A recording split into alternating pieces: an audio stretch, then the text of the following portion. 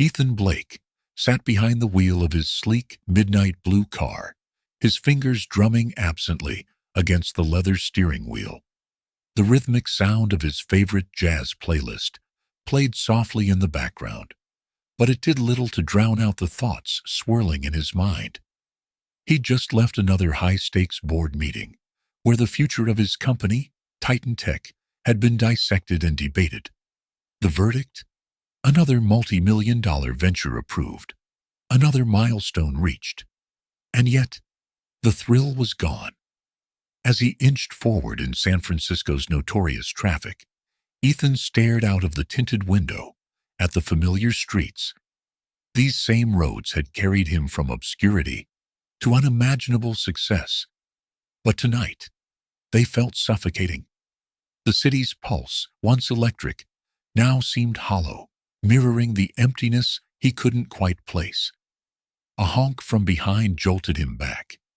He edged forward, his eyes drifting to the sidewalk. It was then he saw her. She was sitting alone on a weathered park bench near a dimly lit corner, her head bowed low, as if the weight of the world rested solely on her shoulders. Her coat, barely thick enough for the biting chill of the night, clung to her thin frame. In her hands was a small, battered notebook, her fingers tracing its edges as though it was her only possession in the world. Ethan blinked, trying to look away, but he couldn't. Her presence was magnetic, pulling him into her orbit. There was something hauntingly still about her, as though the world had stopped moving in her vicinity. Then she lifted her gaze briefly, and their eyes met. Hollow yet defiant, her stare pierced through him, stirring something he hadn't felt in years. The light turned green, and impatient honks erupted behind him. With a reluctant sigh, Ethan pressed the accelerator, leaving the woman and her mysterious presence behind. But her image stayed with him, replaying in his mind like a melody he couldn't shake. That night, Ethan stood in his penthouse apartment, staring out of the floor-to-ceiling windows that showcased San Francisco's glittering skyline.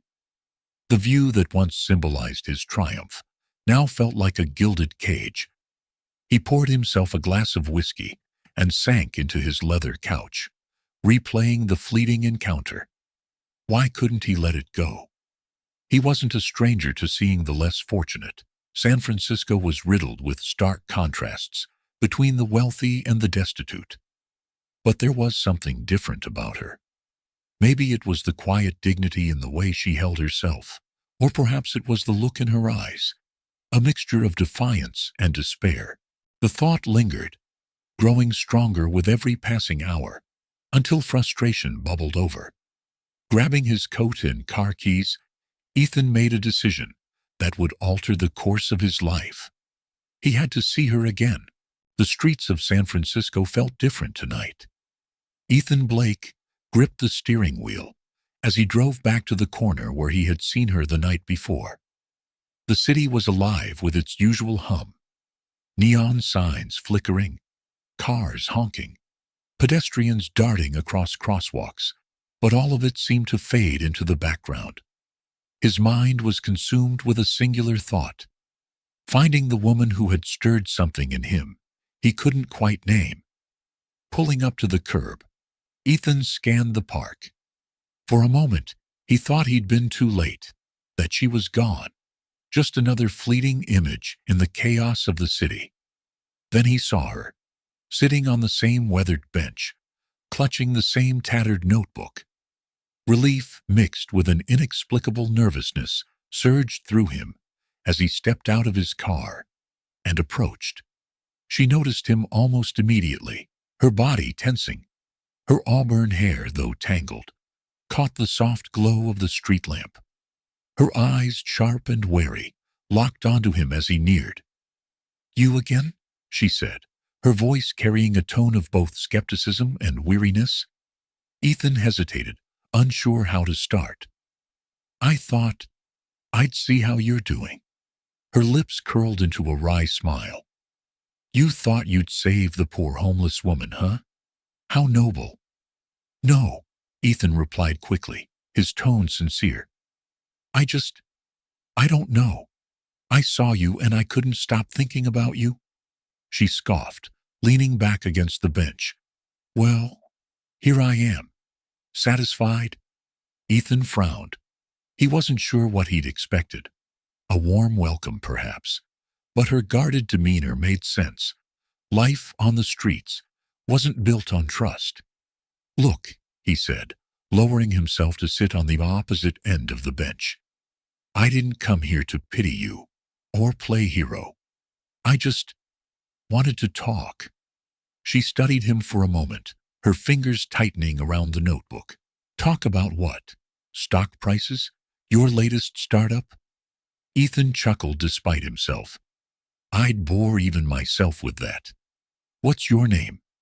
Her eyes narrowed, as if deciding whether to answer. Finally, she sighed. Madison.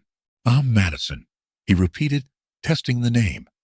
It suited her, strong and unyielding. I'm Ethan. She nodded slightly, her gaze shifting back to the notebook in her lap. Well, Ethan, if this is some kind of social experiment, you can save your time. It's not, he said firmly. And I'm not here to make myself feel better. I saw you sitting here last night, and I couldn't shake the feeling that you shouldn't be. Her lips pressed into a thin line, her defenses rising again. And what exactly does that mean? That I don't belong here? That I'd look better in some charity brochure? Ethan shook his head. It means you look like someone who deserves better. The words hung in the air between them, heavy and unspoken. Madison's grip on her notebook loosened slightly, her eyes flickering with something Ethan couldn't quite place. Anger, maybe, or sadness, or perhaps something far more complex. You don't know me, she said softly, almost a whisper. You don't know anything about me. You're right, Ethan admitted. I don't, but maybe you can tell me. Madison let out a dry laugh, shaking her head. Sure. I'll just pour my heart out to the stranger in the designer coat. Ethan smiled faintly, unbothered by her sarcasm. I'll settle for telling me if you've eaten today. Her defenses cracked, if only slightly. What if I haven't? Then I'd like to change that, he said, rising from the bench. He returned moments later with a brown paper bag from the car. It's just a sandwich, nothing fancy. Madison hesitated, eyeing the bag suspiciously. Her pride and hunger warred visibly on her face. Finally, she snatched the bag from his hand. Don't think this means I trust you. I wouldn't dream of it, Ethan replied with a small grin. As she unwrapped the sandwich, Ethan's gaze drifted to the notebook in her lap. It was old and worn, the edges frayed from use. What's in there? He asked, nodding toward it. Madison stiffened, pulling it closer. None of your business. Fair enough, he said, holding up his hands in mock surrender. But judging by how you're holding it, I'd guess it's important. She didn't respond, her attention fixed on the sandwich. Ethan didn't press, sensing that she wasn't ready to share. Instead, he let the silence stretch between them, comfortable in its own way. After a while, Madison spoke again, her voice quieter. Why are you really here? Ethan thought for a moment before answering. Because I looked at you, and I saw someone who reminded me of me. Someone who's been let down by the world, but hasn't given up. Madison looked at him then, her eyes searching his face for any hint of dishonesty. Whatever she saw seemed to satisfy her, if only slightly. Don't think you're going to fix me, she said. I'm not broken. I wouldn't dream of it, Ethan replied. She finished the sandwich, folding the paper bag neatly and tucking it beside her. Thanks, she muttered, barely audible. You're welcome, he said, rising to his feet. I'll be back tomorrow. Madison's head shot up, her eyes narrowing. Why? Ethan smiled faintly. Because I want to. As he walked back to his car, Ethan felt lighter than he had in years. For the first time in a long while, he felt like he was doing something that mattered. Madison watched him go, her fingers brushing against the edges of her notebook. She didn't know what to make of Ethan Blake or his persistence, but for the first time in months, she felt a flicker of curiosity. And maybe, just maybe, a tiny sliver of hope. The following evening, Ethan arrived at the park earlier than usual. The city was winding down from its typical rush-hour chaos, but the park remained a quiet island amid the storm. Madison was there, seated on the same bench, the dim light of a street lamp casting a soft glow over her face. This time, she didn't look up when he approached. Her hands moved deftly across the pages of her notebook, the faint scratch of pencil on paper, the only sound between them. Ethan stood for a moment, observing her in silence, the way her brow furrowed in concentration, the deliberate strokes of her pencil. It was the kind of focus he hadn't felt in himself in years. "Mind if I sit?" he asked finally. Madison glanced up briefly, her expression neutral. "It's a free country." He took her indifference as permission and settled on the far end of the bench. For a moment, neither of them spoke. Ethan, uncharacteristically unsure of himself, fumbled for a way to break the ice. "What are you drawing?" he asked, nodding toward her notebook. She stopped mid-stroke, her grip on the pencil tightening. "Just nothing important." "Mind if I see?" he pressed gently. Madison hesitated, her eyes darting between him and the notebook.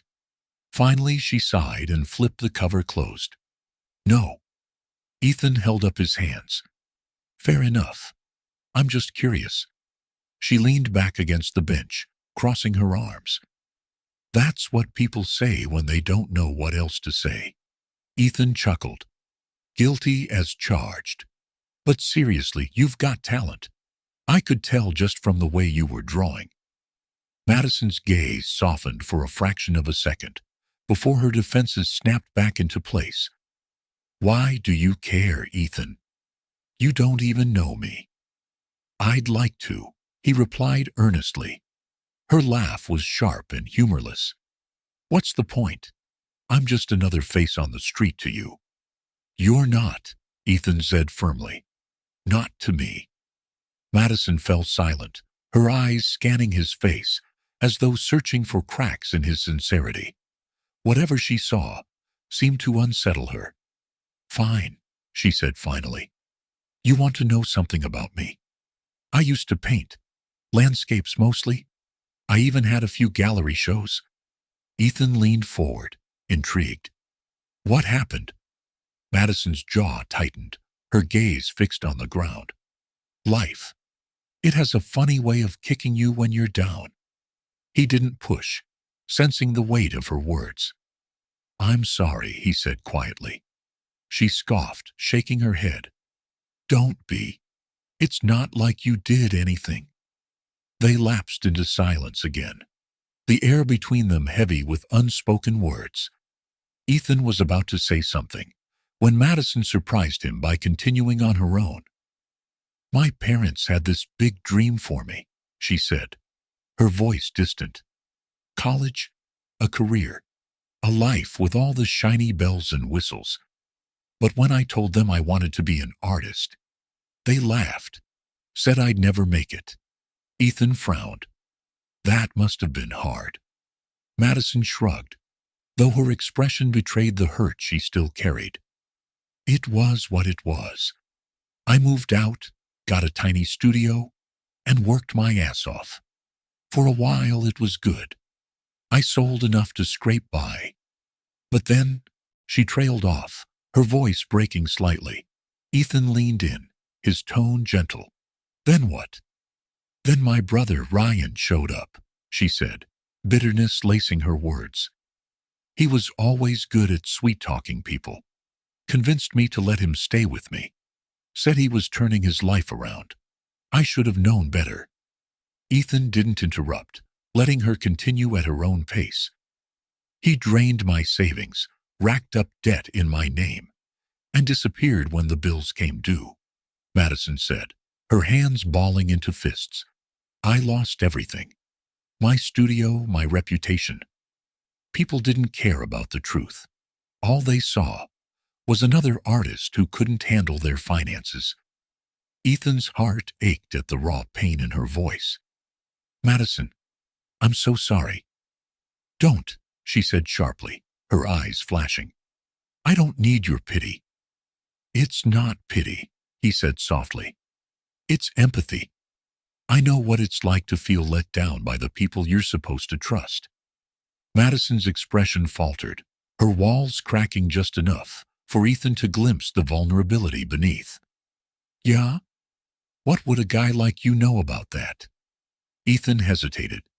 He rarely spoke about his past, preferring to keep it locked away. But something about Madison made him feel like she deserved the truth. I grew up in foster care, he admitted, bounced around from home to home. Trust wasn't exactly something I could afford.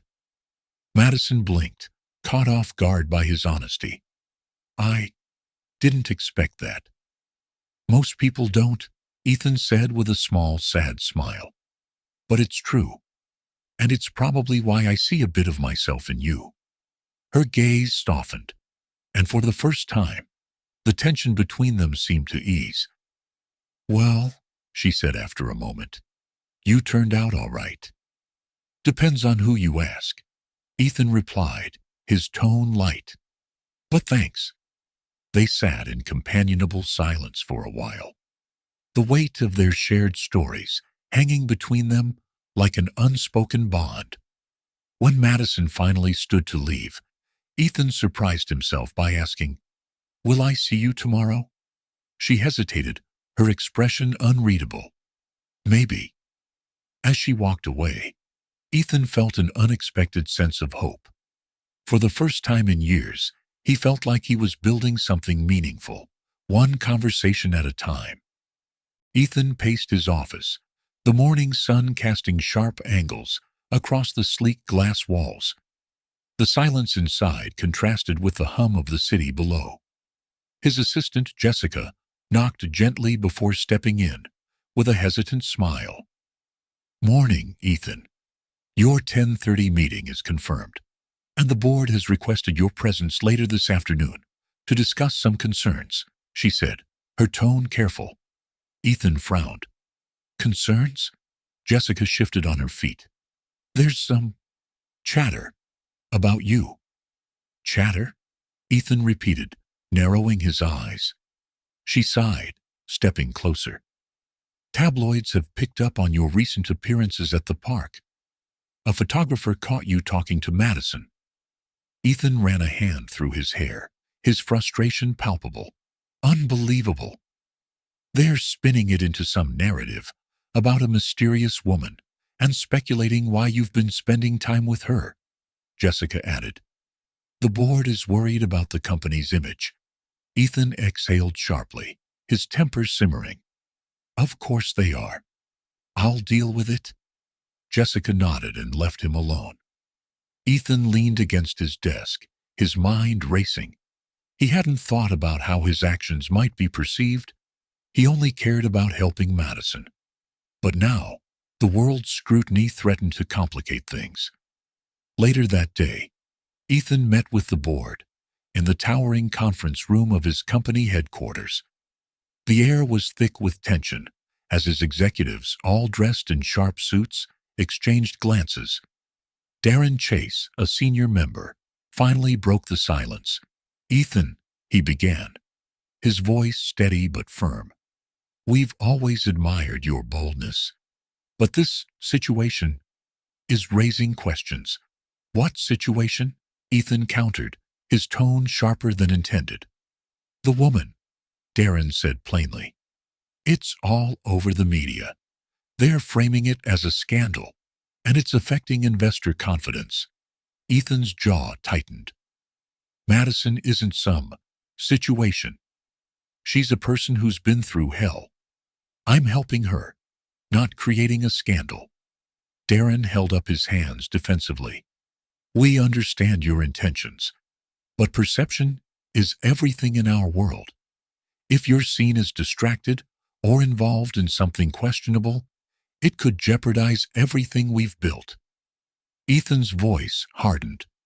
If helping someone in need makes me questionable, maybe it's time we redefine what this company stands for. The room fell silent. Darren leaned back, clearly unprepared for Ethan's defiance. Just be careful, he said finally. The line between philanthropy and recklessness is thinner than you think. Ethan left the meeting more determined than ever. He wasn't about to abandon Madison just because it was inconvenient. That evening, Ethan returned to the park with a thermos of coffee and a bag of warm pastries. Madison was sitting on her usual bench, her knees drawn up to her chest, as the cool evening air swirled around her. Hey, he greeted, setting the bag on the bench beside her. She glanced at him, her expression wary but less defensive than before. Back so soon? Don't you have billion-dollar deals to close?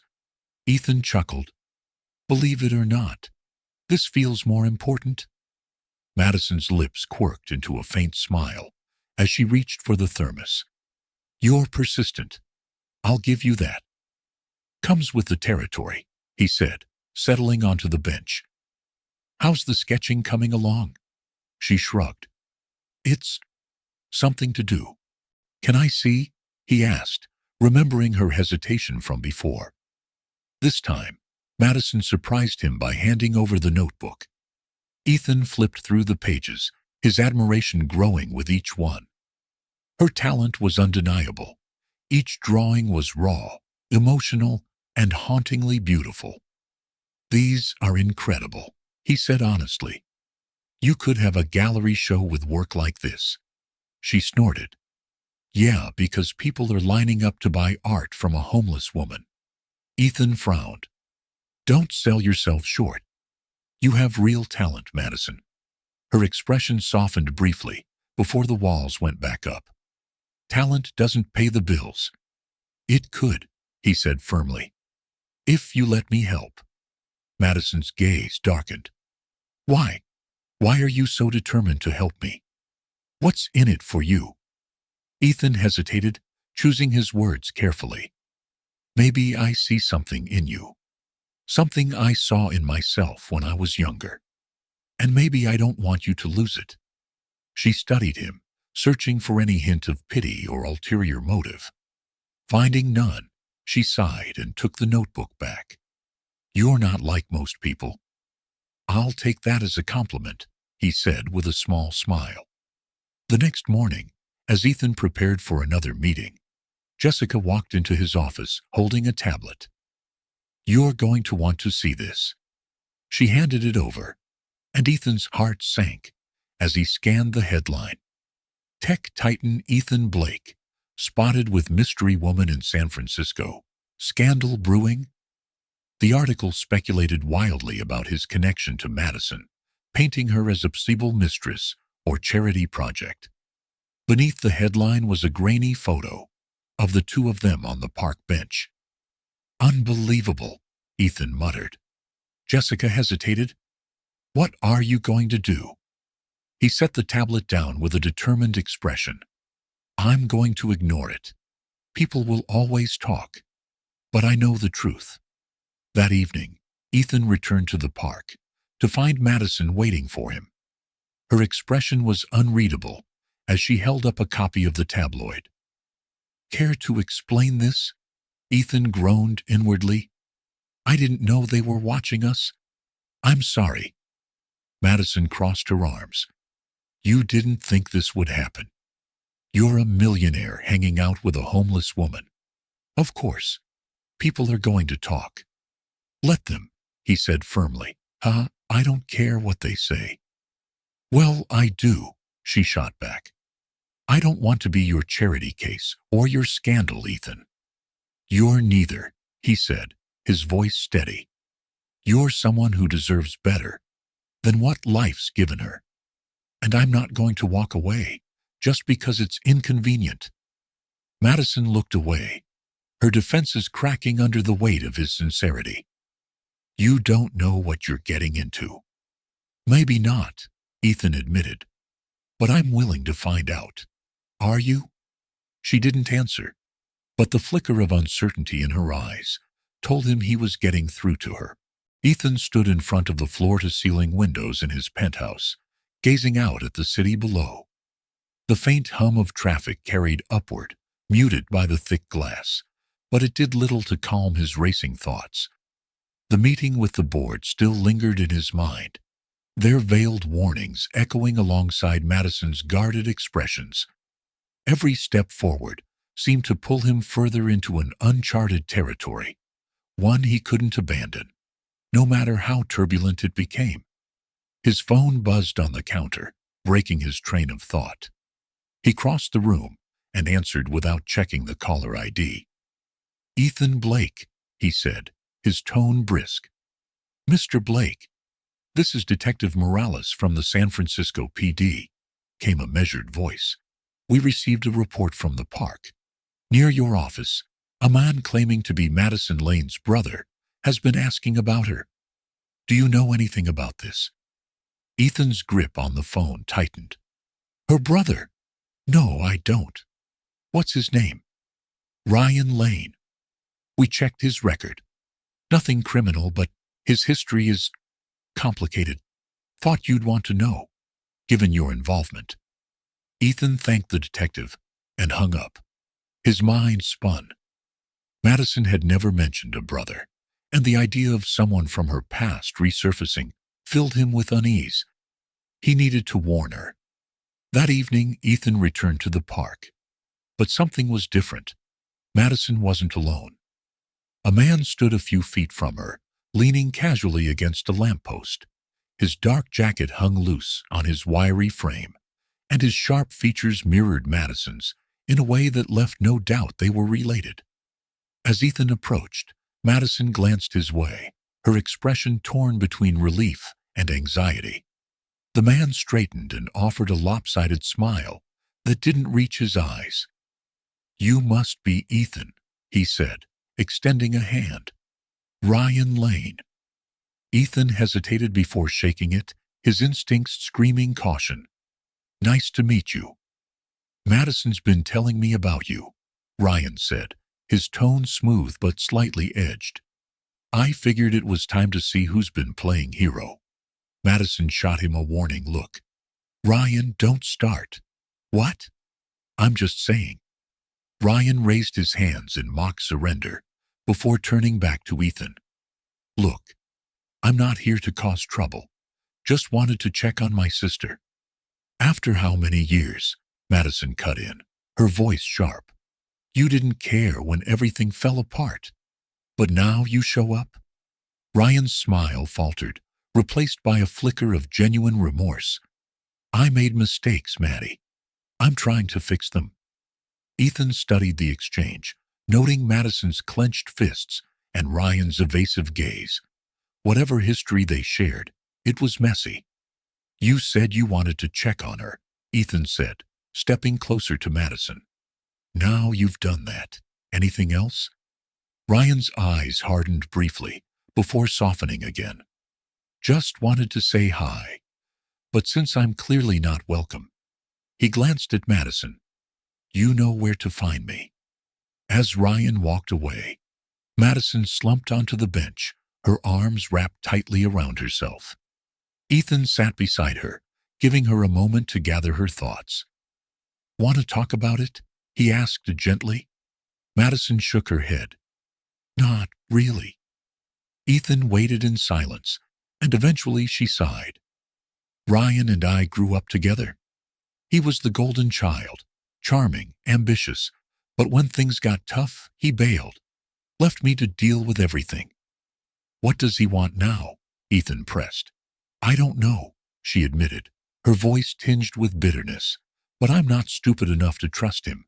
The following days were tense. Madison seemed quieter, retreating further into herself. Ethan tried to respect her space, but couldn't shake the feeling that Ryan's return was more than a coincidence. His suspicions deepened when Jessica forwarded an email from the building's security team. Ryan had been seen loitering near Ethan's office. Ethan decided it was time to confront him. He tracked Ryan to a small diner on the outskirts of the city and found him nursing a cup of coffee in a corner booth. "You've been hanging around my office," Ethan said, sliding into the seat across from him. "Care to explain why?" Ryan smirked, leaning back in his chair. "Relax, man. I'm not plotting anything sinister. Just keeping tabs on my sister." Ethan's jaw tightened. "She doesn't need you keeping tabs.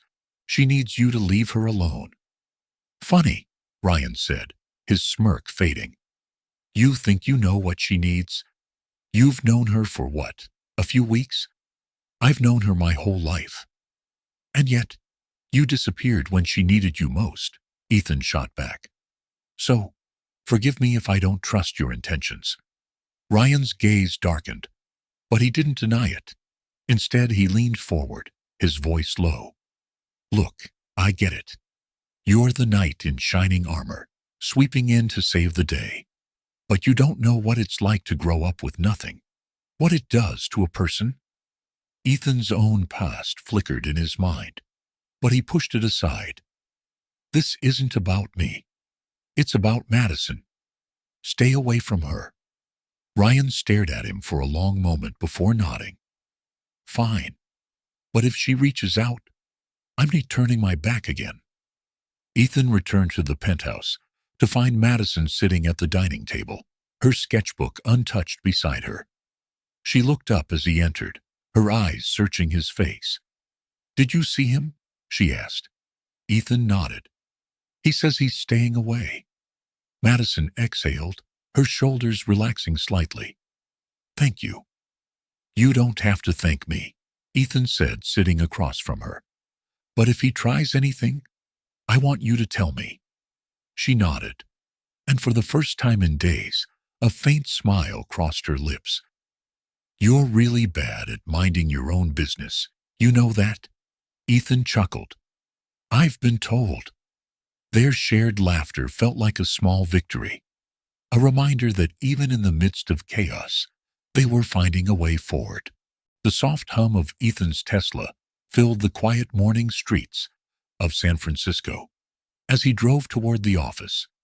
The city's familiar rhythm, clinking coffee cups, bustling pedestrians, and the faint chatter of early commuters usually gave him a sense of calm. But today, his mind was clouded with concern. Madison's recent encounter with her estranged brother Ryan had left her unsettled, and he couldn't shake the feeling that something bigger was brewing. His phone buzzed on the dashboard, snapping him out of his thoughts. He tapped the screen to answer. "Ethan Blake." "Mr. Blake, this is Jessica. We've got a problem." His assistant's voice carried an urgency that immediately set him on edge. "What kind of problem?" "Photos," she said bluntly. "You and Madison. Someone took pictures of you two outside the park last night and sent them to the tabloids. It's everywhere this morning." Ethan tightened his grip on the steering wheel. Define everywhere. Front page of at least 3 gossip sites. Headlines like, "Tech mogul's secret affair with a homeless woman." It's bad, Ethan. The board is already calling. By the time Ethan arrived at his office, the situation had escalated. Darren, his PR manager, was pacing in the conference room, his tablet in hand, scrolling through endless headlines. "I told you to be careful," Darren began, his tone more exasperated than accusatory. "You're trending for all the wrong reasons."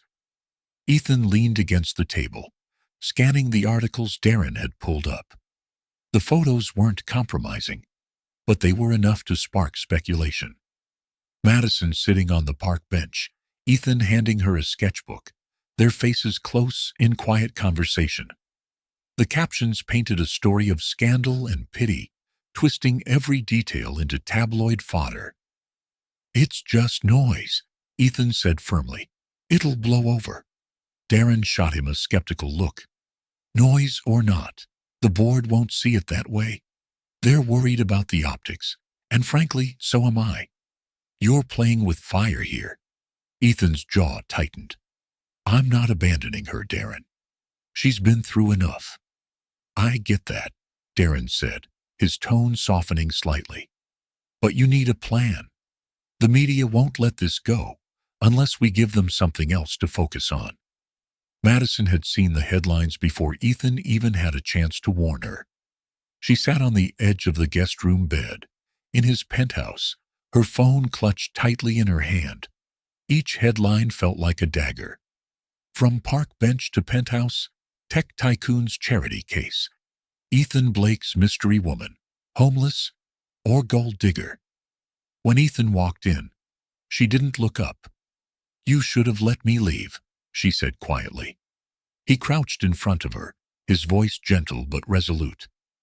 This isn't your fault, Madison. Don't let them make you believe it is. She met his gaze, her eyes filled with equal parts anger and despair. You don't get it.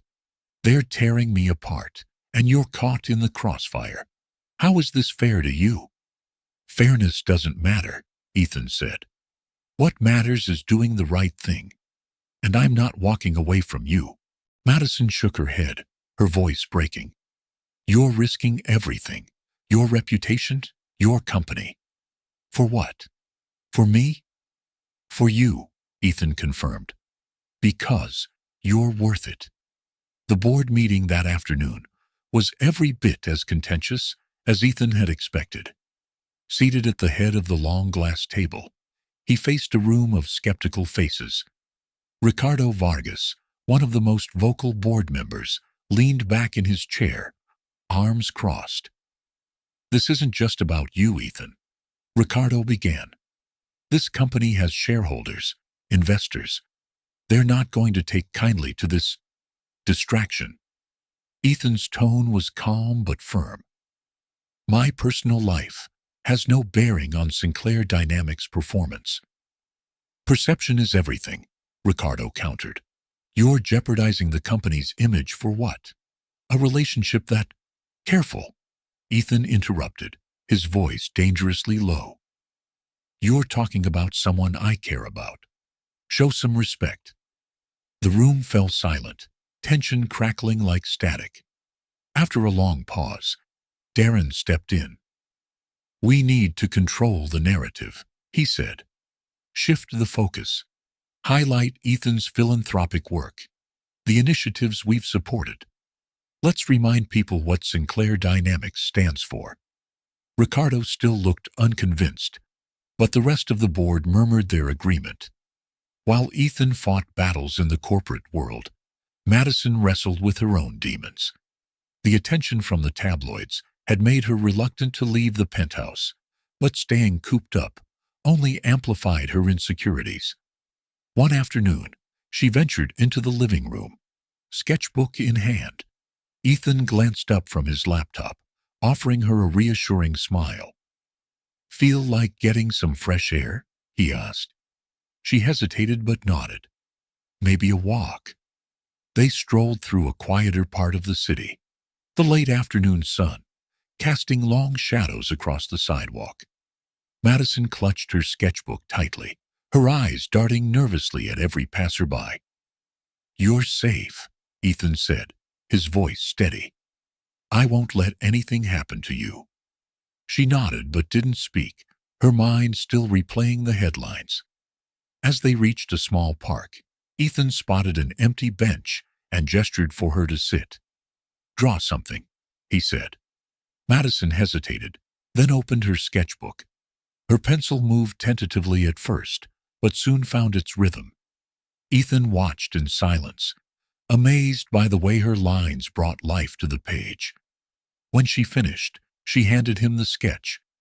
It was a simple yet striking image of the city skyline, the buildings bathed in a soft glow. It's beautiful, he said. Madison shrugged, but there was a faint smile on her lips. It's just a sketch. No, Ethan said, his gaze meeting hers. It's a reminder of who you are and what you're capable of. That evening, Ethan called Darren. I have an idea, he said. A way to shift the narrative.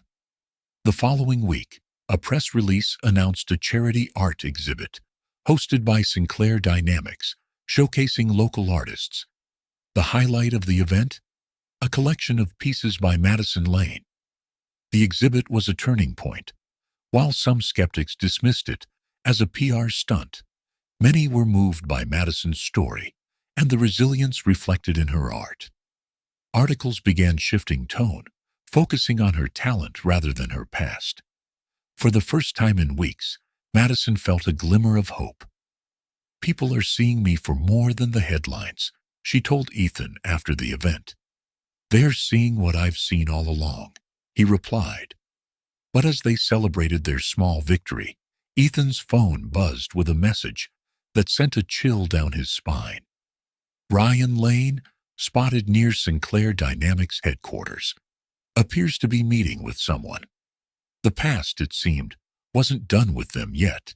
The dim glow of the morning light filtered through the tall windows of Ethan's penthouse as Madison sat quietly at the dining table, her fingers tracing the edges of a well-worn sketchbook. The success of the art exhibit had been overwhelming, but the shadows of self-doubt lingered. While the headlines had shifted to praise her work, the scars of her past hadn't disappeared. Ethan stepped into the room, a cup of steaming coffee in hand.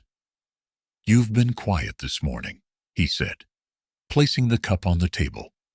Madison looked up, her eyes clouded with uncertainty. It's just, everything feels like a dream. I keep waiting for it all to fall apart. Ethan pulled out a chair and sat beside her. It won't, he said firmly, because you're not the same person you were months ago.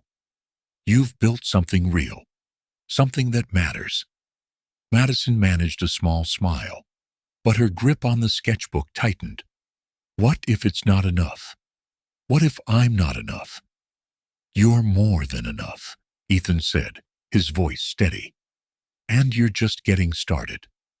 Later that day, Madison received a call from Laura Reynolds, the curator of the art exhibit. Madison, I just wanted to thank you again for sharing your work, Laura began. The response has been incredible. In fact, we've had several inquiries from buyers interested in commissioning pieces from you. Madison's breath caught. Commissions? You mean people actually want to pay me for my art? Absolutely, Laura said with a laugh. Your talent speaks for itself. The call left Madison reeling. She'd spent so long doubting her abilities that the idea of being sought after felt almost foreign. That evening, she shared the news with Ethan. See, he said, his grin wide. I told you. People are starting to see what I've always known. Madison shook her head, still processing. It's just surreal. I don't even know where to start. You start by saying yes, Ethan said simply. Encouraged by Ethan, Madison accepted her first commission, a large mural for a community center in the city's Mission District. It was a project close to her heart, and as she sketched out ideas, she felt a renewed sense of purpose. On her first day at the site, Madison was greeted by a group of volunteers, including several teenagers from the neighborhood. One of them, a shy girl named Elena, approached Madison with wide eyes. You're the artist, right? Elena asked, clutching a sketch pad to her chest. Madison smiled. That's what they tell me. Elena hesitated before holding out her sketch pad. I like to draw too, but it's not very good. Madison flipped through the pages, her expression softening. This is amazing, she said, showing Elena a detailed drawing of the Golden Gate Bridge. You've got real talent. Elena's face lit up. You think so? I know so, Madison said. Keep at it. And if you ever want to learn more, I'd be happy to help. Over the next few weeks, Madison poured her energy into the mural. The process was both exhausting and exhilarating, and as the vibrant colors began to take shape, she felt a sense of pride she hadn't experienced in years. Ethan visited the site often, bringing lunch and offering words of encouragement. "You're amazing," he said one afternoon, watching as she added the final touches to a swirling sunset. Madison wiped her hands on her paint-splattered jeans, laughing. "You're biased." "Maybe," Ethan admitted, "but I'm also right." The unveiling of the mural was a moment Madison would never forget. The community center hosted a small celebration, and as the tarp covering the mural was pulled away, the crowd erupted in applause. The piece depicted a diverse group of people standing together under a radiant sky, a tribute to resilience and unity. Madison stood back, her heart swelling as she watched the reactions. Elena, standing beside her, whispered, "It's beautiful." "Thank you," Madison said, her voice thick with emotion. Later, as she and Ethan walked back to his car, Madison admitted, "For the first time in a long time, I feel like I'm where I'm supposed to be." "You are," Ethan said, taking her hand. But the high of the mural's success was short-lived. 2 days later, Ethan received another unsettling update from his private investigator. "Ryan Lane has resurfaced," the investigator said over the phone. "He's been spotted meeting with someone who works for Alexander Grayson." Ethan's stomach sank. Grayson was one of his fiercest business rivals, a man known for exploiting vulnerabilities to gain leverage. "Why would Ryan be meeting with Grayson?" Ethan asked. "We don't know yet," the investigator admitted. "But it can't be good." Ethan decided not to tell Madison immediately. She was finally finding her footing, and he didn't want to disrupt her progress. But the weight of the situation lingered in the back of his mind. Madison's next breakthrough came when Laura invited her to participate in a citywide art competition. The theme was rebirth, and Madison knew exactly what she wanted to create. Her piece would be deeply personal, a reflection of her journey from despair to hope.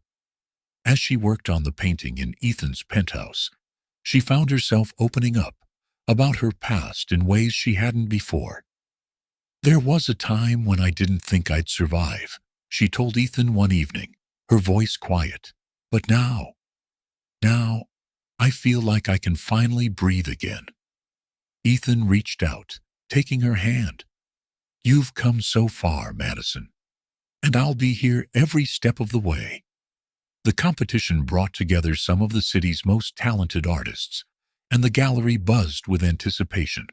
On opening night, Madison's piece, a striking depiction of a woman breaking free from chains, her face turned toward the light, drew immediate attention.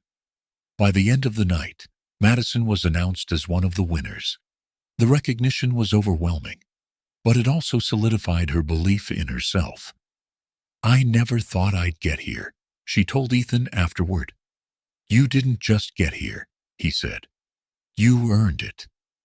As Madison's confidence grew, so did her impact on others. She began mentoring young artists like Elena, sharing her story and encouraging them to pursue their dreams. But the shadow of Ryan and Grayson loomed ever larger, threatening to derail the progress she and Ethan had made. One evening, as Ethan sat in his office reviewing documents, his phone buzzed with a text from his investigator. "Grayson is making his move.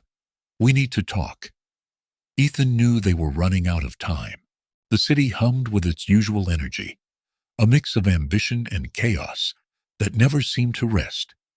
Madison Lane sat at the window of Ethan's penthouse, her hands wrapped around a steaming mug of tea. Outside, the San Francisco skyline glowed in the late evening light, but her thoughts were far from serene. The shadows of her past felt closer than ever, their weight pressing against her newfound confidence. Ethan entered the room, his face serious. He carried his laptop in one hand and a folder in the other. "We need to talk," he said, setting them down on the coffee table. Madison turned, her eyes narrowing. "What's going on?" Ethan hesitated before sitting beside her. "It's about Ryan and Grayson." The mention of her brother made Madison stiffen. "What about them?" "Ryan's been meeting with Alexander Grayson," Ethan began carefully. "We don't know exactly what they're planning, but it's clear Grayson's trying to use him to get to me, and maybe even you." Madison's mug clinked against the table as she set it down. "Ryan wouldn't. I mean, he's done some terrible things, but he wouldn't go that far, would he?" Ethan reached for her hand. "I don't want to jump to conclusions, but we need to be prepared. Grayson is ruthless, and Ryan's desperate," Madison finished, her voice trembling. "He'll do anything if he thinks it'll get him what he wants." Over the next few days, the tension grew. Ethan doubled his efforts to uncover Grayson's plans, while Madison wrestled with a storm of emotions. Part of her wanted to confront Ryan, to demand answers, but another part feared what she might discover. Finally, she couldn't take it anymore. One evening, she told Ethan, "I need to see him." Ethan frowned. "Are you sure that's a good idea?" "No," Madison admitted, "but I can't just sit here and wonder. If Ryan's working with Grayson, I need to hear it from him." Ethan hesitated before nodding. "I'll go with you." The meeting took place at a small cafe on the edge of the Mission District. Ryan was already there when they arrived, his usual bravado dampened by the tension in his posture. Madison sat across from him, Ethan at her side. "What do you want, Ryan?" Madison asked, her voice steady despite the anger bubbling beneath the surface. Ryan looked between her and Ethan before sighing. "Look, I know I've made mistakes, but I didn't come here to talk about the past." "Then why did you come?" Madison pressed. "I wanted to warn you," Ryan said, leaning in. "Grayson's planning something big, and it's going to hit both of you hard." Ethan's jaw tightened. "What is he planning?" Ryan hesitated. "I don't know the details, but he's using me to dig up dirt on Madison. He's trying to spin her story into some scandal, something to discredit her, and by extension, you." Madison's stomach churned. "Why would you help him?"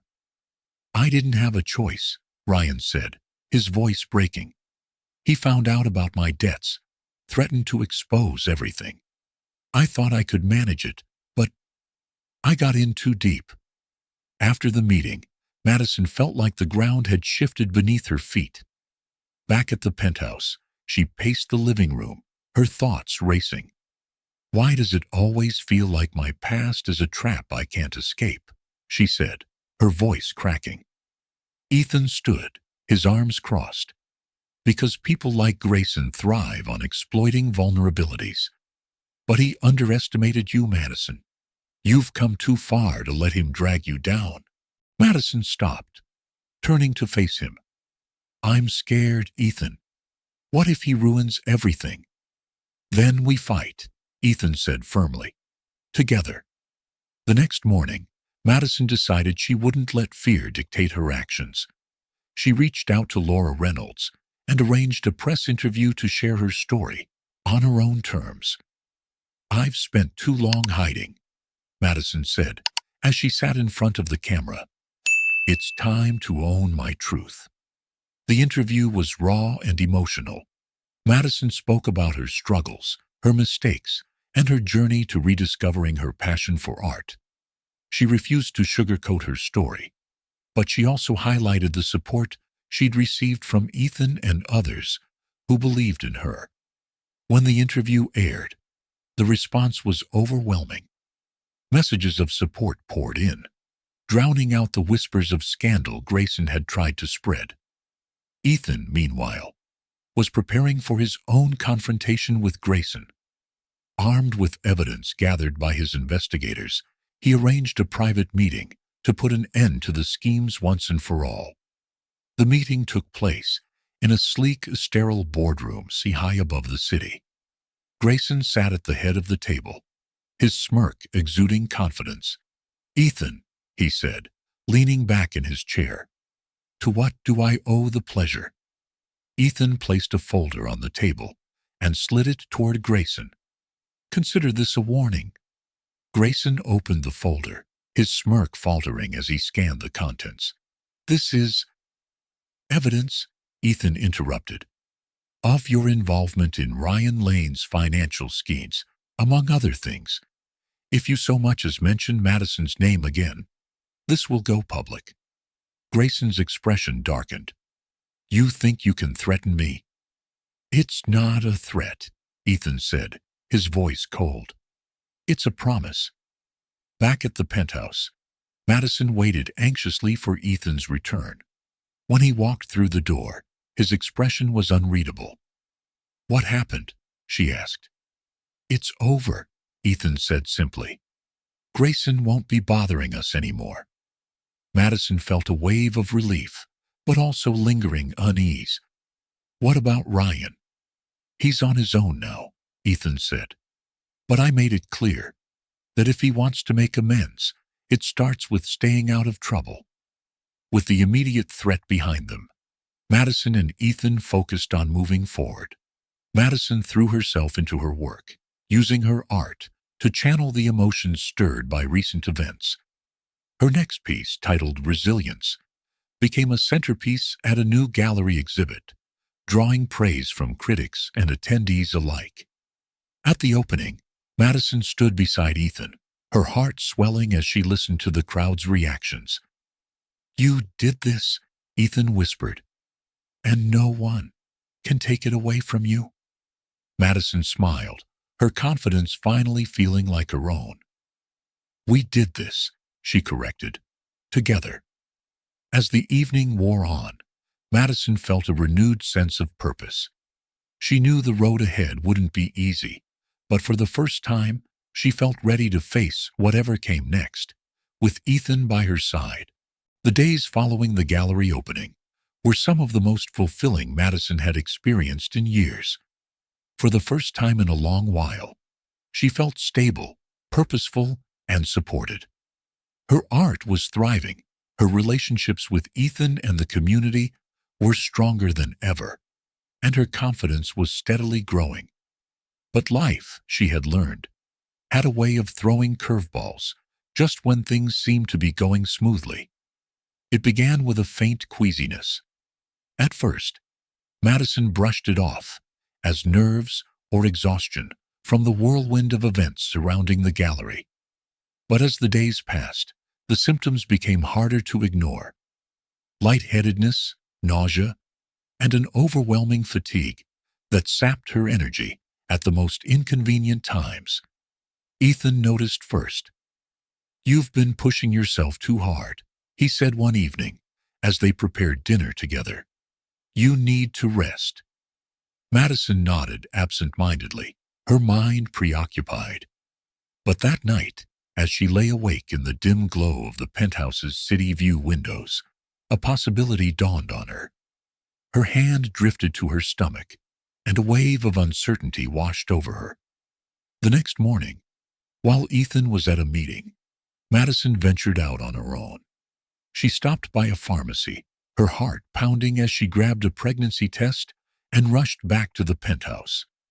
The result left her speechless. That evening, Madison paced the living room, clutching the test in her hand. When Ethan walked through the door, his usual smile faded as he took in her anxious expression. "Madison," he said, stepping toward her. "What's wrong?" She looked up at him, her voice trembling. "Ethan, I'm pregnant." For a moment, silence hung in the air, broken only by the distant hum of the city outside.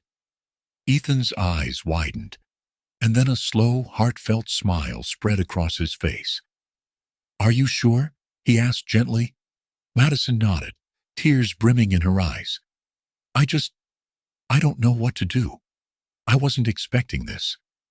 Ethan closed the distance between them, taking her hands in his. Madison, this is incredible. Unexpected, yes, but incredible. Whatever happens, we'll figure it out together. Despite Ethan's reassurance, Madison couldn't shake her doubts.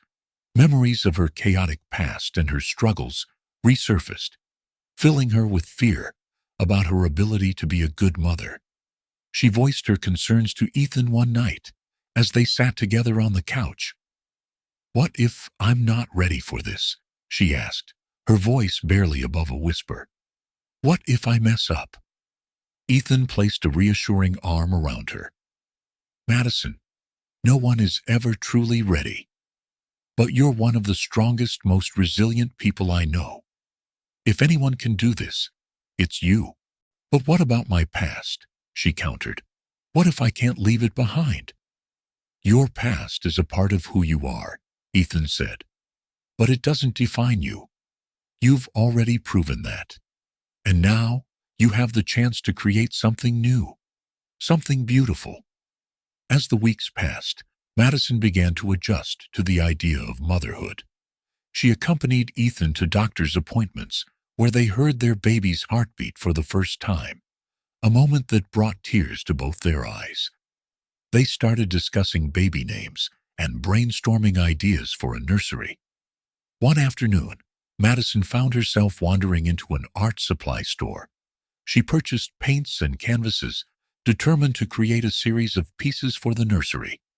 She spent hours in her studio, pouring her emotions into each stroke, capturing the hope and fear intertwined in her journey. Ethan, meanwhile, juggled his work responsibilities with a renewed focus on supporting Madison.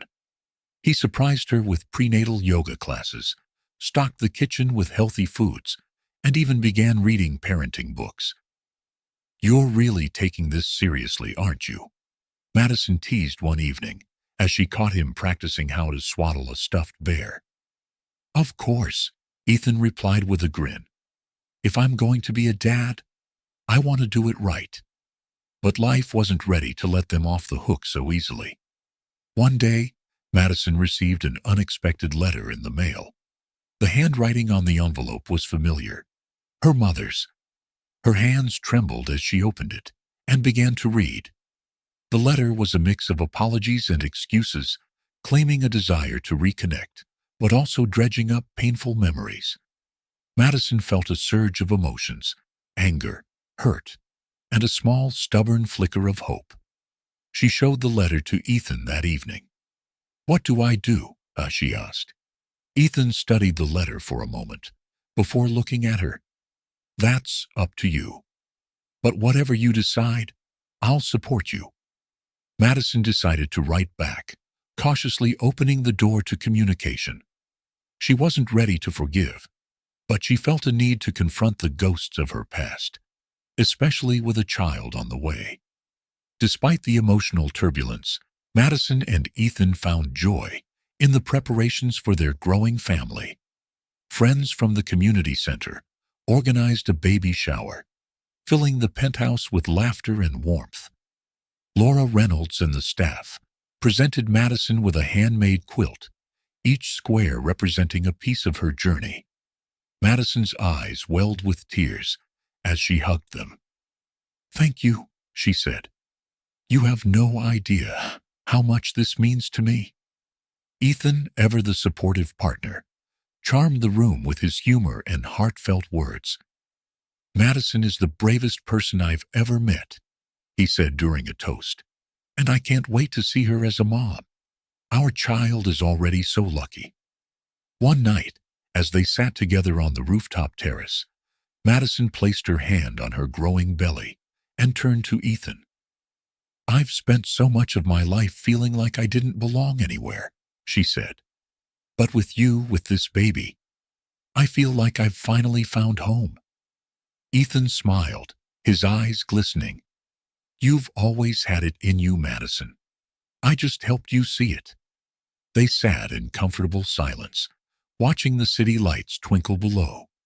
For the first time, Madison allowed herself to believe in the future, a future filled with love, resilience, and the promise of a new beginning, the calm and joy surrounding Madison and Ethan's preparations for their new family were soon disrupted by a harsh reminder of the challenges they continued to face.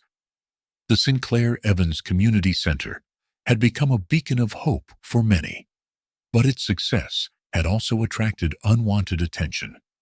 It started with a letter delivered to Ethan's office, an official notice from a prominent real estate development firm, Marston Holdings.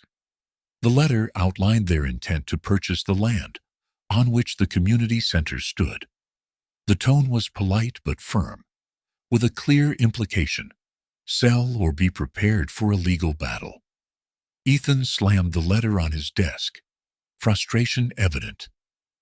"They don't care about the people we're helping," he said to Madison that evening. "All they see is prime real estate." Madison frowned, her hand instinctively resting on her growing belly.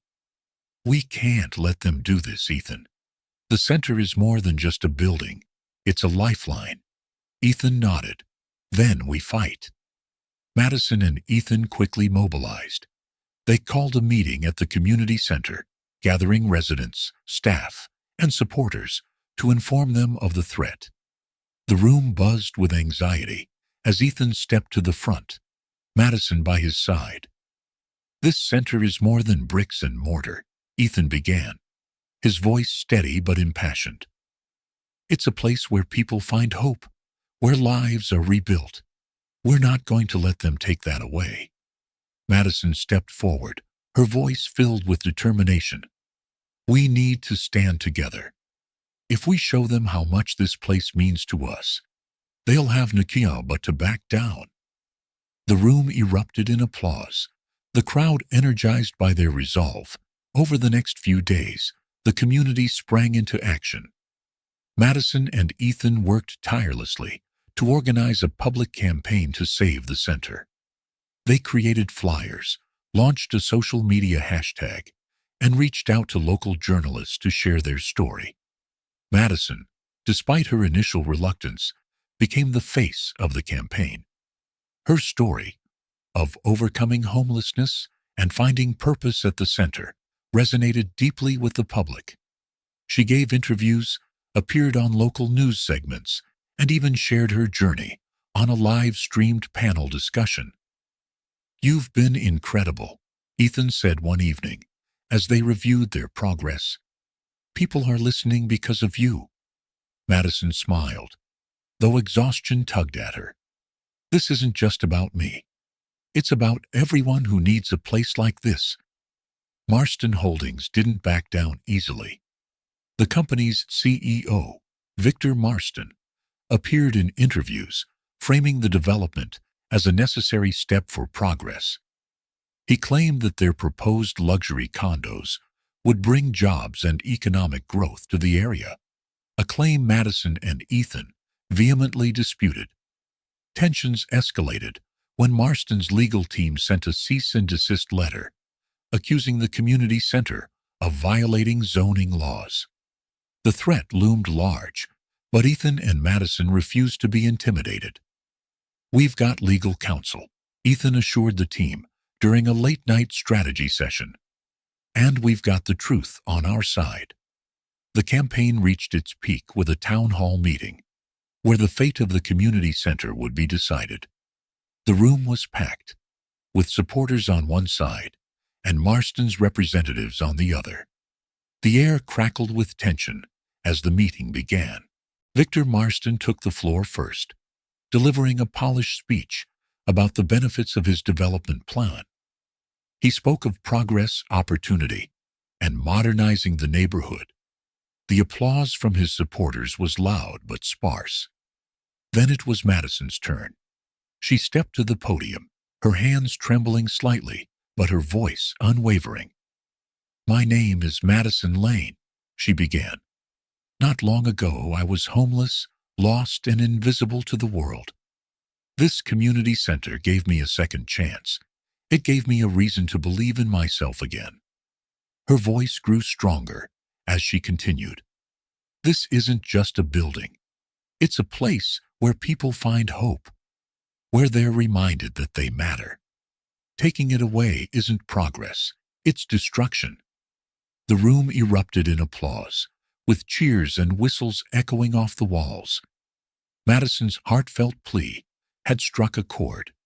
After hours of heated debate, the town council voted in favor of the community center. The announcement was met with thunderous applause, hugs, and tears from the supporters. Madison and Ethan stood together, overwhelmed with emotion. "We did it," Madison whispered, her voice choked with relief. Ethan smiled, pulling her into a tight embrace. "No, you did it." The victory galvanized the community and strengthened Madison and Ethan's resolve to expand their mission. They began planning additional centers in other cities, using their success as a blueprint for creating safe spaces for those in need. "We're just getting started," Madison said one evening, as they reviewed blueprints for a new center. "There's so much more we can do." Ethan nodded, his hand resting on hers. "And we'll do it together." As they celebrated their victory, a letter arrived at Ethan's office, a formal invitation to a gala hosted by a high-profile philanthropist. The letter hinted at a significant opportunity, but also carried an air of mystery. "This could be big," Ethan said, showing the letter to Madison. She nodded, a flicker of curiosity in her eyes. "Let's find out." The echoes of victory from the town hall meeting reverberated through the community, igniting a spark of hope that felt palpable in every corner of the Sinclair Evans Community Center. But with triumph came new challenges, personal and collective, that demanded resilience and growth. Madison's pregnancy had always been a steady hum in the background of their fight to save the center. But as the weeks progressed, it became an undeniable reality. Her belly grew rounder and her steps slower, but her determination never wavered. One crisp morning, Ethan woke to find Madison gazing out of their penthouse window, her hand resting protectively over her bump. "She's going to be here soon," Madison murmured, her voice tinged with a mix of wonder and anxiety. "She?" Ethan asked, stepping behind her and wrapping his arms around her waist. Madison smiled. "I just feel it." Ethan kissed her temple. "Then she's already the luckiest girl in the world." The next few weeks were filled with anticipation and preparation. Ethan insisted on installing every possible baby-proofing measure, while Madison busied herself with creating a cozy nursery filled with soft pastels and gentle artwork she painted herself. As the due date approached, a letter arrived, addressed to Madison in a familiar but dreaded handwriting. It was from her estranged family, a revelation that shook her deeply. Sitting on the sofa with Ethan by her side, Madison unfolded the letter with trembling hands. Her father's words were brief but heavy, an apology for the pain caused by their abandonment, and an offer to meet and talk. "What do you want to do?" Ethan asked, his voice steady but laced with concern. Madison stared at the letter, emotions swirling. "I don't know. Part of me wants to burn this and never look back. But another part—" She trailed off, her eyes filling with tears. "You don't have to decide right now," Ethan said, taking her hand. "But whatever you choose, I'm with you." Before Madison could address the letter, life intervened. One quiet evening, as they sat reviewing plans for the expansion of the community center, Madison suddenly winced and clutched her belly. "It's time," she gasped, her eyes wide with both excitement and fear. Ethan sprang into action, guiding her to the car and speeding to the hospital. The hours of labor were grueling, but Madison's determination shone through, and Ethan never left her side. Finally, a tiny wailing bundle was placed in Madison's arms. Tears streamed down her face as she gazed at their daughter. "Lily," she whispered. "Her name is Lily." Ethan leaned over, his own eyes wet with emotion. She's perfect, just like her mom. The first few weeks at home with Lily were a whirlwind. Sleepless nights, endless feedings, and constant diaper changes tested Madison and Ethan in ways they hadn't anticipated. One night, as Ethan rocked a crying Lily in the nursery, he glanced at Madison, who sat nearby, her head in her hands. "I don't know if I'm doing this right," she admitted, her voice heavy with exhaustion. Ethan smiled, despite his own weariness. "Neither do I. But we're figuring it out. Together." Their partnership deepened as they navigated parenthood. Madison found herself leaning on Ethan in ways she never had before, and Ethan discovered a new level of respect and admiration for Madison's resilience. As Lily grew stronger, so did Madison's resolve to balance motherhood with her work at the community center. She brought Lily to meetings, her daughter nestled in a sling, as she discussed plans for new programs and resources. One of Madison's first projects post-maternity leave was the launch of an art therapy program for children, inspired by her own journey of healing through creativity. She worked tirelessly to design the curriculum, often staying up late to paint examples for the kids to follow. Ethan, too, found himself invigorated by their work. He streamlined his schedule to spend more time at the center and at home, finding a balance that brought him a deeper sense of fulfillment than any corporate achievement ever had. With the community center thriving and Lily settling into a routine, Madison finally decided to meet her father. Ethan accompanied her for support, but she chose to enter the cafe alone, her heart pounding as she spotted the man who had once been her entire world. The conversation was tense but cathartic. Her father admitted to the betrayal that had driven Madison to the streets, but he also expressed deep regret for his actions. "I don't expect forgiveness," he said, his voice trembling, "but I want to try to make things right, however I can."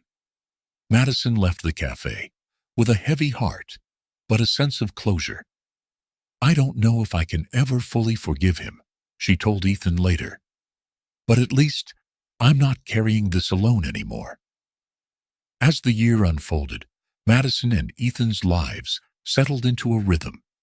The Sinclair Evans Community Center expanded its reach, offering new programs that transformed countless lives.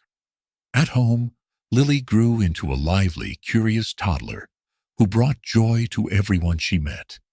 She often accompanied Madison to the center, toddling around the art rooms and charming staff and residents alike. One evening, as they sat on the couch, Lily asleep in her crib, Madison turned to Ethan. "Do you ever think we're taking on too much?" Ethan smiled, pulling her close. "Maybe. But every time I see someone's life change because of what we've built, I know it's worth it." Madison nodded, resting her head on his shoulder. "I feel the same. But I'm glad we're doing this together." As they prepared for another busy week, a package arrived at their door, a thick envelope with no return address. Inside was a collection of documents related to a property Madison's family had once owned, along with a note. "You deserve to know the truth. This is your legacy." Ethan looked up from the papers, his brow furrowed. This could change everything. Madison met his gaze, a mixture of determination and curiosity in her eyes. "Then, let's find out." The envelope on the table sat like an unspoken question between Madison and Ethan. Its weight wasn't just paper and ink. It was the weight of a history Madison thought she had left behind. But inside those pages lay a revelation, one that could reshape everything she knew about her family's past and future. Sitting at the kitchen island with Ethan by her side, Madison carefully unfolded the documents. Her hands trembled as she read the detailed accounts of fraudulent activity surrounding the sale of her father's company, Lane Furniture Co., a once thriving business known for its craftsmanship and community impact. This, Madison's voice broke as she scanned the documents. This proves it wasn't just bad luck or poor decisions. They stole everything from him. Ethan leaned over, his brow furrowed as he studied the papers. The buyer, Gregory Mason, he orchestrated it all. And it looks like your brother Daniel was involved too. Madison's breath caught. The betrayal hit harder than she expected, even after everything she had been through. How could he? Our father trusted him. Ethan placed a reassuring hand on hers. We'll make this right, Madison. You deserve justice. The days that followed were a whirlwind of meetings with lawyers and financial experts. Ethan's legal team worked tirelessly to unravel the web of deceit that had robbed Madison's family of their legacy. Meanwhile, Madison focused on gathering testimonials from former employees and community members who had been impacted by the company's downfall. One afternoon, Madison sat across from Clara, a former seamstress who had worked for Lane Furniture Company for over 20 years. Tears streamed down the older woman's face as she recounted the day the factory closed. Your father was a good man, Clara said, her voice thick with emotion. He treated us like family. When the company was sold, it wasn't just a business we lost. It was our home. Madison's resolve hardened. I'm going to make this right, Clara. For my father. For all of you. The next step was a meeting with Gregory Mason and his legal team. Ethan arranged for the meeting to take place at a neutral location, but the tension was palpable as Madison entered the sleek conference room. Mason was a polished figure, his smile as cold as his handshake. Ms. Lane, he said smoothly, I'm not sure what you hope to accomplish here. Madison met his gaze with steely determination. I want what you stole. Ethan slid a thick folder across the table. These documents prove your fraud, Mason. If you don't agree to return the assets, we'll take this to court and the press. Mason's expression faltered for a moment before he composed himself. And you think you can win? Ethan leaned forward, his voice calm but firm. We know we can. After hours of tense negotiation, Mason finally relented. He agreed to transfer ownership of the company's assets back to Madison, fearing the public and legal fallout if he didn't. Standing outside the building where her father's company had once thrived, Madison felt a wave of mixed emotions. The property was worn down, the windows dusty, and the sign faded, but it still held the memories of a better time. It's yours again, Ethan said, standing beside her. What do you want to do with it? Madison looked up at the building, her mind racing with possibilities. I want to rebuild it, not as a factory, but as a community space, somewhere people can heal, grow, and create. Ethan smiled. That sounds perfect. The transformation began immediately. Madison poured her heart into designing the Lane Community Center, combining art studios, job training spaces, and a daycare for working parents. The center quickly became a hub of activity, drawing in families, artists, and local businesses eager to support the initiative. Amid the chaos of reclaiming her father's legacy, Madison received an unexpected call from her brother. Daniel's voice was hesitant, filled with regret. I heard about what you're doing with the company. Can we talk? Ethan was skeptical, but Madison agreed to meet Daniel at a small cafe. The tension was thick as they sat across from each other, the weight of unspoken words hanging between them. I don't deserve your forgiveness, Daniel began, his voice trembling. But I want to make things right. Madison's anger simmered beneath the surface. You helped destroy everything Dad built. Why should I trust you now? Daniel sighed, running a hand through his hair. I was young and greedy. I thought I was doing the right thing at the time, but I see now how wrong I was. Please, Madison. Give me a chance to help fix this. Madison studied him for a long moment before finally speaking. If you're serious about making amends, you can start by volunteering at the center. Show me you've changed. Daniel's involvement with the center was met with skepticism by both Madison and the staff, but over time, he began to prove himself. He worked tirelessly, organizing events, mentoring young volunteers, and even donating his own money to support the center's programs. One evening, as they walked through the bustling community center, Daniel turned to Madison. "I don't deserve it, but thank you for giving me a second chance." Madison nodded, her voice soft. "Dad always said, it's never too late to do the right thing. Don't make me regret this." The grand opening of the Lane Community Center was a day filled with celebration and reflection. Madison stood on the stage, her voice steady as she addressed the crowd. "This building represents more than just a place. It represents hope, resilience, and the power of second chances. My father believed in the potential of every person who walked through these doors, and I hope this center can carry on his legacy." The applause was deafening, but Madison's eyes were on Ethan, who stood in the crowd holding Lily. His pride and love were evident in his smile, and Madison felt a swell of gratitude for the life they were building together. As the crowd dispersed, a man approached Madison with a business card. "I'm a philanthropist," he said, "and I think what you're doing here is incredible. Let's talk about expanding this model to other cities."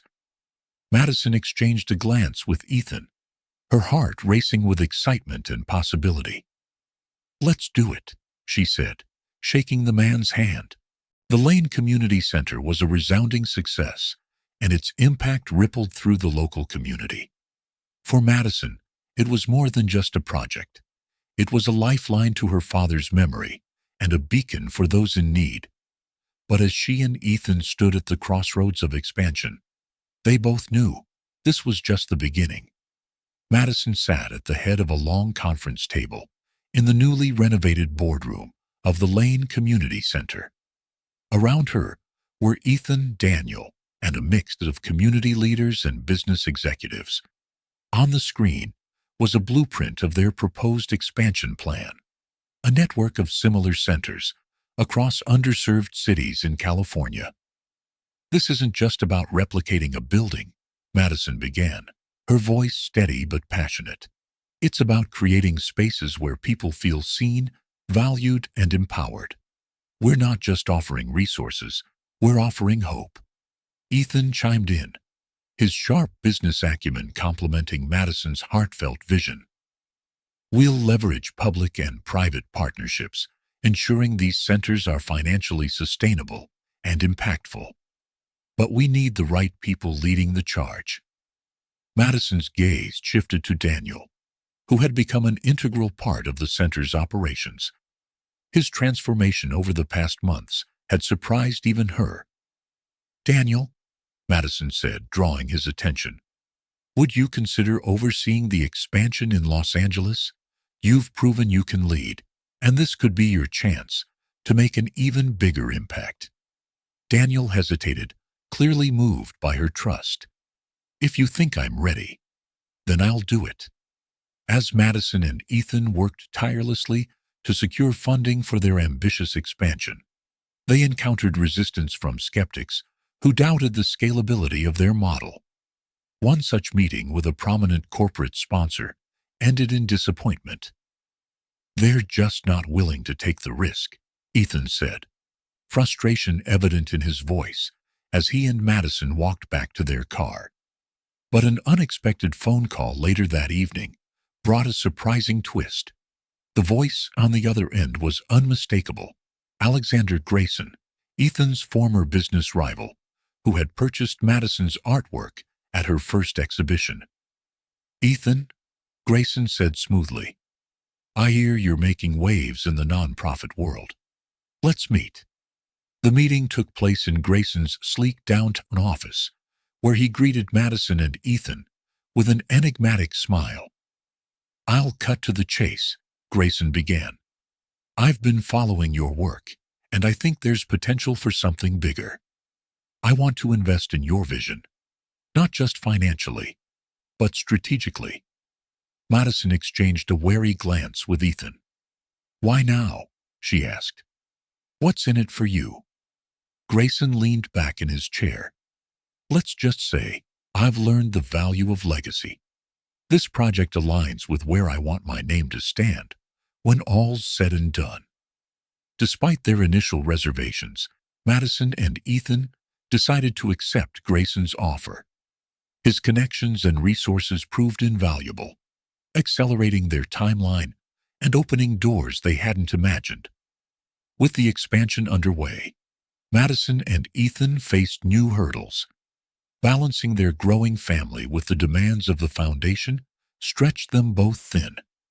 Madison often brought Lily to meetings, the toddler's laughter a welcome reminder of why they were doing this.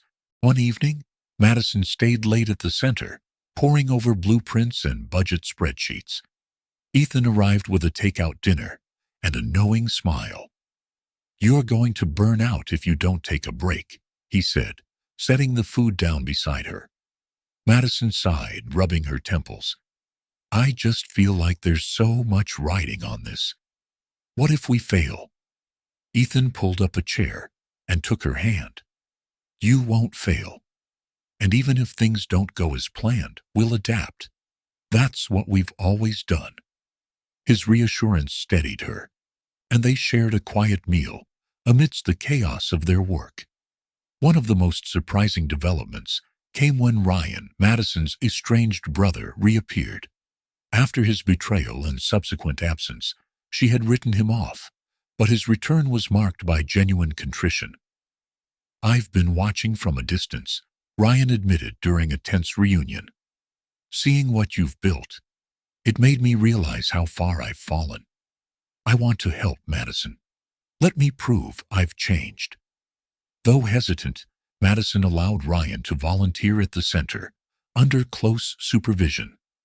Over time, he demonstrated a sincerity that was hard to ignore. His natural charisma and ability to connect with people became an asset, particularly with younger community members. During a late-night conversation, Madison finally confronted the lingering pain of their past. Why, Ryan? She asked, her voice trembling. Why did you betray us? Ryan looked down, his guilt evident. I was scared. I thought I could fix everything with money, but I only made things worse. I can't undo what I've done, but I can try to make amends now. Madison nodded, her walls beginning to crack. Then don't waste this chance. As the first satellite center in Los Angeles neared completion, Madison received a letter from an anonymous donor pledging a significant contribution to the foundation. The note simply read, Your work inspires more than you know. Use this to reach even more people. The check enclosed was enough to fund the next 2 centers, sparking curiosity and gratitude. Ethan launched an investigation to uncover the donor's identity, but Madison chose to let the mystery be, believing in the donor's genuine intent. The grand opening of the Los Angeles Center was a momentous occasion. Madison stood on stage, her voice filled with pride as she addressed the crowd. This center is proof that no matter how far we've fallen, there's always a way back up. Together, we can create spaces where everyone has a chance to thrive. The applause was thunderous, and Madison felt a swell of hope as she looked out at the diverse crowd. Among them were former residents of the original center, now volunteering to help others as they had once been helped. As Madison and Ethan celebrated the success of their expansion, they couldn't ignore the subtle challenges on the horizon. Balancing their growing responsibilities with their personal lives would require more than just determination. It would require unwavering trust and partnership. Standing in the glow of the Los Angeles Center's lights, Madison turned to Ethan. This is just the beginning. she said, her voice filled with resolve. Ethan smiled, wrapping an arm around her. And I can't wait to see where we go next. The Lane Community Center in Los Angeles was alive with energy. Its walls were adorned with artwork created by residents and vibrant banners celebrating the center's first major event, an art exhibition featuring Madison's students. The smell of freshly brewed coffee mingled with the chatter of visitors, and the atmosphere buzzed with hope and excitement. For Madison, this event wasn't just a milestone for the center. It was deeply personal. It represented everything she and Ethan had worked so hard to build. What she didn't know was that Ethan had a plan to make this evening unforgettable. Ethan Blake stood in the corner of the exhibition, dressed in a tailored navy suit that complemented his composed demeanor. As he watched Madison interact with guests, his admiration for her swelled. She moved through the room with grace, her genuine warmth drawing people in. "She's incredible, isn't she?" Darren, his ever-loyal assistant, whispered, nudging him lightly. Ethan nodded. "She's more than incredible. She's everything." Darren grinned knowingly. "Well, let's hope she feels the same way after tonight." Ethan's stomach churned with a mix of excitement and nerves. In his pocket was a small velvet box that had been burning a hole all evening. Tonight, he would propose.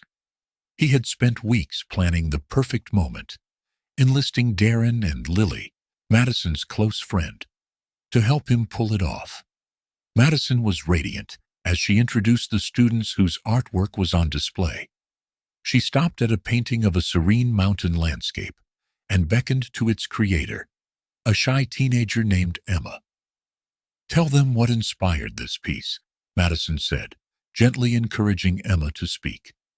Emma stepped forward, her voice trembling but steady. "This painting is about finding peace after chaos. Before I came here, I didn't think I'd ever feel safe again. But this place, it gave me a chance to start over." The room erupted in applause, and Madison's heart swelled with pride. As she hugged Emma, she caught Ethan's gaze across the room. He gave her a small nod, his expression warm and supportive. As the evening wound down, Ethan took the stage, tapping the microphone to get everyone's attention.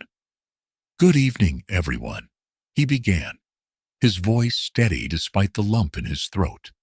"Tonight, we're not just celebrating the incredible talent in this room. We're celebrating the power of second chances and the courage it takes to rebuild." He glanced at Madison, his eyes softening. And no one embodies that courage more than Madison Lane. Madison's cheeks flushed as the crowd turned to look at her. She was used to being the one lifting others up, not standing in the spotlight herself. Ethan continued, his tone thick with emotion. "Madison, you've not only changed my life, but you've also changed countless others. You've shown me what it means to truly care, to fight for something bigger than yourself." He stepped off the stage and approached her, the crowd parting to create a path. Madison's breath hitched as Ethan dropped to one knee, pulling the velvet box from his pocket. Gasps rippled through the room. "Madison Lane," he said, his voice unwavering. "You've taught me that life is about more than success. It's about love, resilience, and hope. Will you marry me?" The room fell silent, all eyes on Madison. Tears welled in her eyes as she looked down at Ethan, the man who had stood by her through every trial and triumph. She nodded, her voice trembling as she spoke. "Yes," she whispered, then louder, "Yes, Ethan, I'll marry you." Cheers and applause erupted as Ethan slipped the ring onto her finger, a delicate design with a single diamond, elegant yet understated, just like Madison. He stood, pulling her into a tight embrace as the room blurred around them. The rest of the evening was a whirlwind of congratulations and celebration. Guests raised glasses and toasts, and Madison found herself repeatedly admiring the ring on her finger, still in disbelief. "I can't believe you pulled this off," she said to Ethan, as they shared a quiet moment in the courtyard. The fairy lights above cast a soft glow, and the hum of laughter and music from inside filled the air. Ethan smiled, brushing a strand of hair from her face. "You deserve nothing less." Madison leaned into him, her heart full. "I don't know how I got so lucky." "It's not luck," Ethan said, his voice firm. "It's us, together." Over the following weeks, the buzz of the engagement settled into the rhythm of planning. Madison insisted on a simple ceremony at the original Lane Community Center. "This place is where it all started," she told Ethan as they walked through the center's garden. "It feels right to celebrate here." Ethan agreed wholeheartedly. "It's perfect." Madison's close friend Lily took charge of planning, ensuring every detail reflected their journey. The guest list included friends from the community center, Ethan's business associates, and a few special residents who had been part of their story from the beginning. As the wedding date approached, life continued to throw curveballs. Madison received an unexpected phone call from her estranged mother, expressing a desire to reconcile and attend the wedding. "Do you think I should let her come?" Madison asked Ethan one evening, her voice tinged with uncertainty. Ethan took her hand. "It's your decision, but whatever you choose, I'll support you." Madison decided to meet her mother before the wedding, setting the stage for a confrontation that would force her to confront old wounds and reevaluate what forgiveness meant. The day of the wedding arrived with a golden sunrise, illuminating the Lane Community Center, its modest yet elegant setup, reflecting everything Madison Lane and Ethan Blake valued. The air was filled with anticipation, the scent of fresh flowers mingling with the laughter and chatter of guests, arriving to witness the union of two lives that had transformed each other and countless others.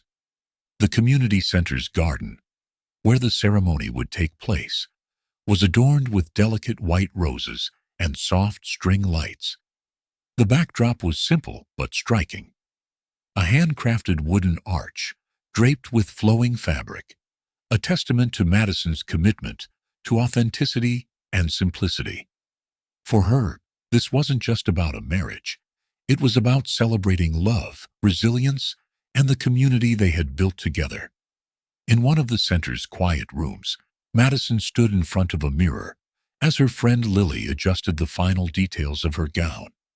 The dress was a vision of understated beauty, a flowing white silhouette with lace accents that caught the light just right.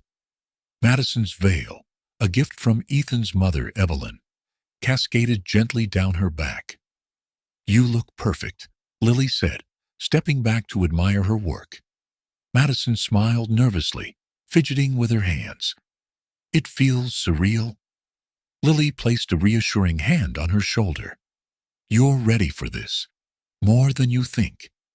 In another room, Ethan adjusted his cufflinks, his usually steady hands betraying a slight tremor. Darren, ever the calming presence, leaned against the doorframe, a sly grin on his face. "Relax," Darren said. "You've faced hostile boardrooms and cutthroat negotiations. This is a piece of cake." Ethan chuckled, though the lump in his throat didn't entirely disappear. "This is different. This is everything."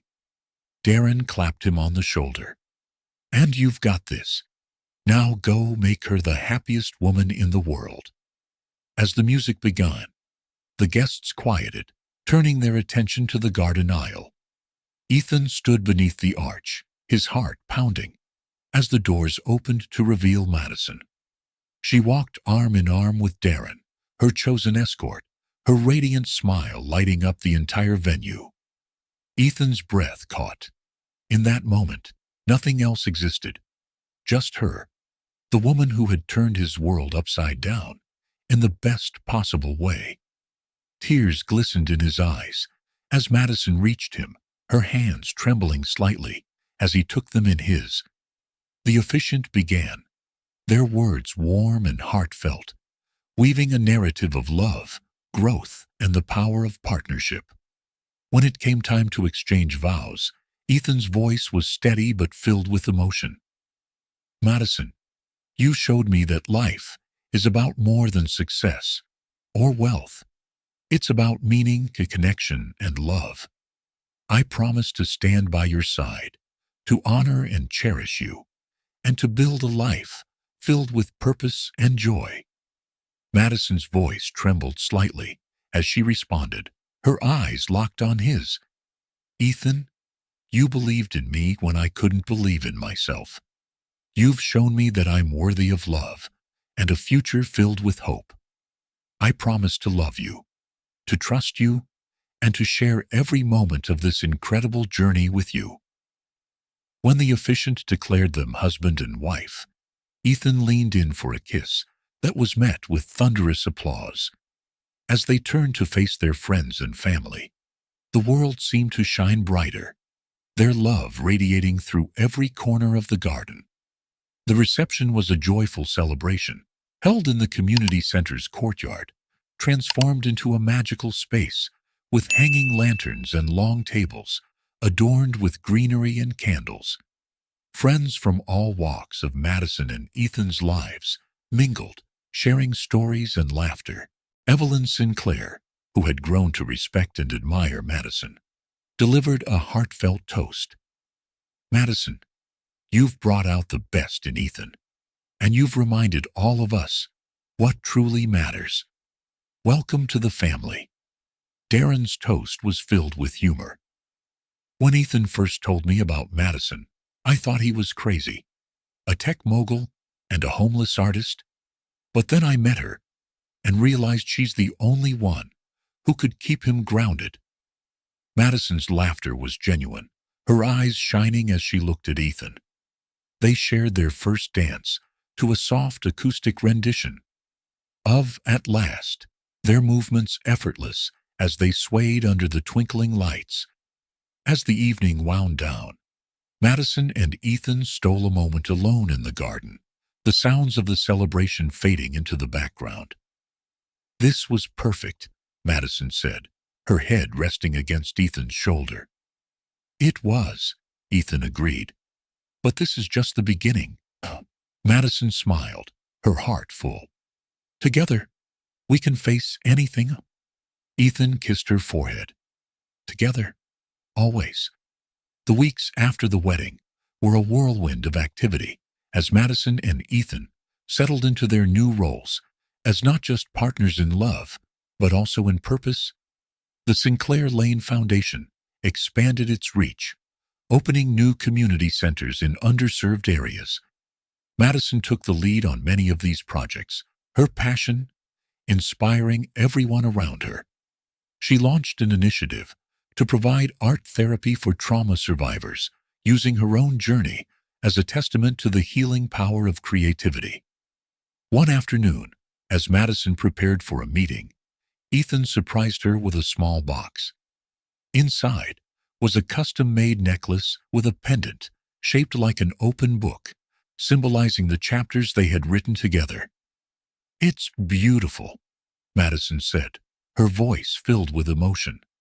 "Thank you." Ethan smiled. "Just a reminder that our story is far from over." A year later, Madison and Ethan welcomed their second child, a daughter named Grace. Their family grew not just in numbers, but in strength. Their bond deepened by every challenge and triumph they faced together. The Lane Community Center remained the heart of their efforts, hosting events, programs, and celebrations that brought people together. On the center's 5th anniversary, Madison delivered a speech that moved everyone to tears. "This place isn't just a building," she said.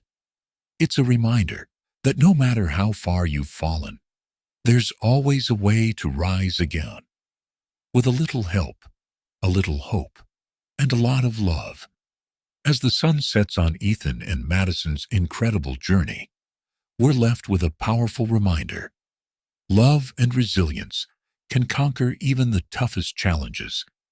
Their story isn't just about two people finding each other. It's about what happens when we choose to believe in second chances, fight for what's right, and build something greater than ourselves. What part of their journey moved you the most? Was it Madison's courage to rebuild her life, Ethan's determination to stand by her no matter what, or the way they inspired a community to come together? We'd love to hear your thoughts in the comments below. Your voice is part of what makes this space so special. If this story touched your heart, don't forget to hit that subscribe button and turn on notifications. There's so much more to come. Stories of hope, redemption, and the extraordinary strength of the human spirit. Together, let's keep sharing stories that remind us what truly matters. See you next time, because every story deserves to be told, and the best ones are just beginning. Love,